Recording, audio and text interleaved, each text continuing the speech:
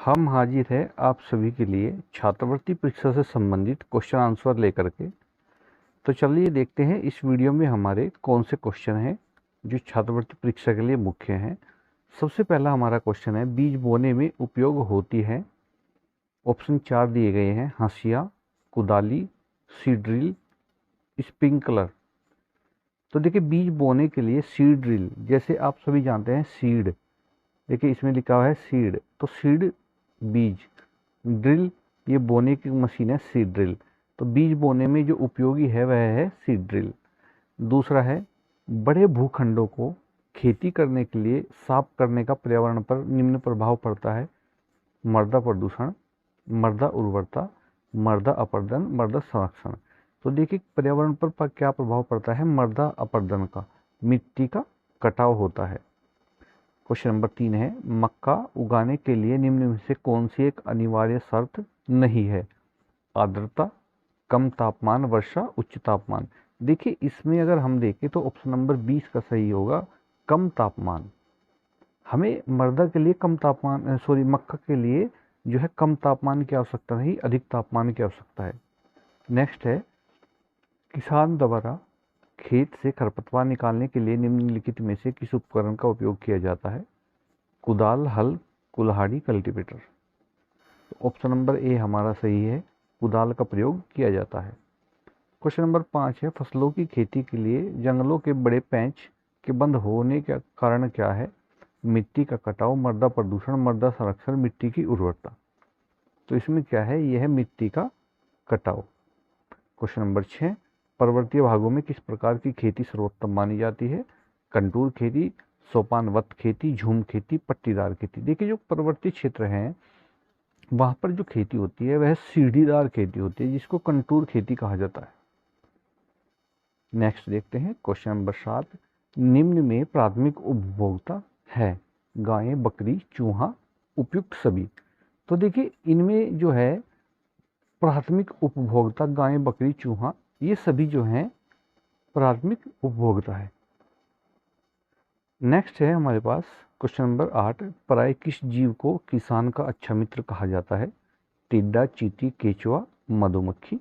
तो देखिए किसान का अच्छा मित्र कहा जाता है केचुए को, क्योंकि केचुआ जो है मिट्टी को खाता है। मिट्टी खाने के बाद केचुए का जो सोच होता है, जो लैटिन होती है, वह खेत में खाद का कार्य करती है।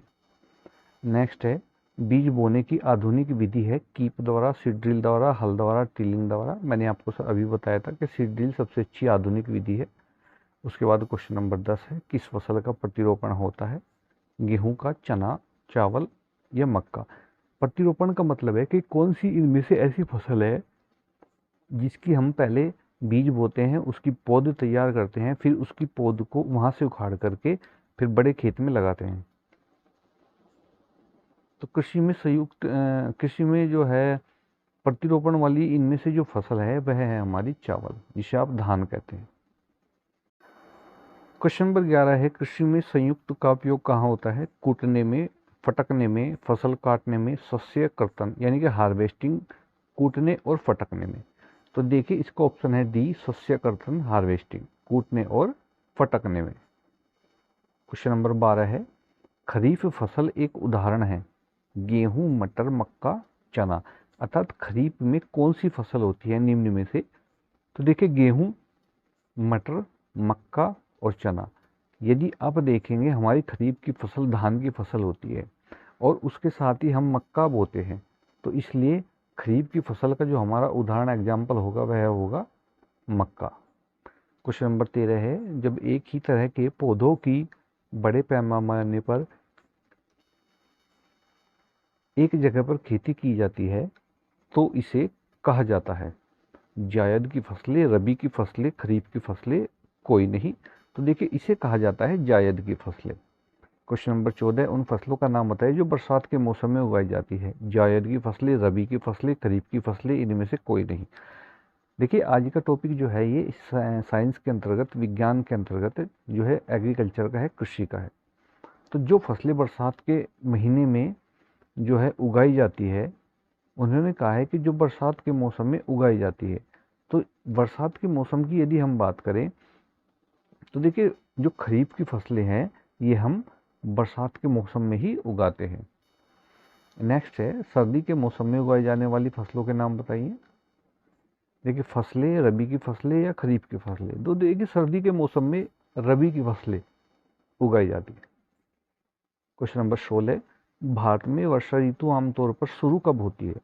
जून से सितंबर, और अक्टूबर से मार्च, मार्च से जून, और इनमें से कोई नहीं। देखिए, जो वर्षा होती है हमारे देश में, जो वर्षा ऋतु स्टार्ट हो जाती है वह जून से सितंबर के मध्य रहती है।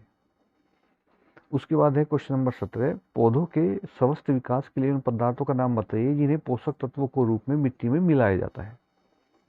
तो खाद, कचरा, बुआई, इनमें से कोई नहीं। आप सभी जानते हैं कि वह ऑप्शन अगर आपका सही होगा तो खाद होगा, क्योंकि पौधे की उर्वरता बढ़ाने के लिए, स्वस्थ रखने के लिए मिट्टी में हम खाद मिलाते हैं।